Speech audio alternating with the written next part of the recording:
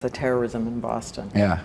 Many people have wondered if it took you right back to 9/11 when you heard it. Well, at first, I was deeply concerned that there might have been a organized plot.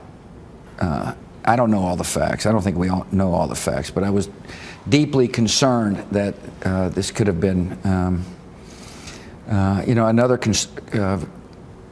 organized, highly organized attack on the country. And it still may be. Again, I don't know the facts, but I do know that it's really hard to protect the homeland.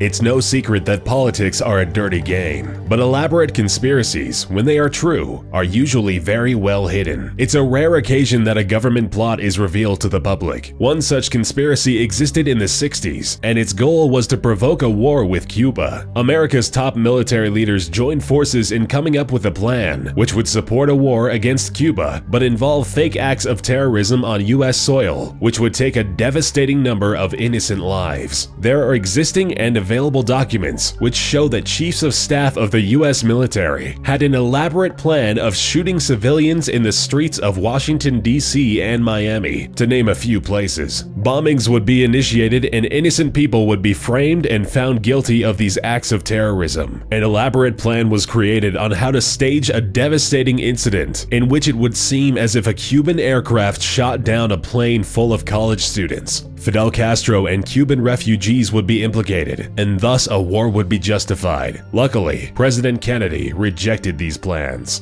Tighten the financial pressure on Iran in particular if it also means economic pain for a lot of our allies? Yeah, it's an interesting question. One of the problems, not specifically on this issue, just in general, let's put it this way, money trumps peace sometimes. In other words, commercial interests are very powerful interests throughout the world. And part of the issue in convincing people to put sanctions on a specific country is to convince them that it's in the world's interest that they forego their own financial interest. This is as close as we can get to the base of the World Trade Center. You can see the firemen assembled here, the police officers, FBI agents, and you can see the two towers. A huge explosion now, raining debris on all of us. We better get out of the way!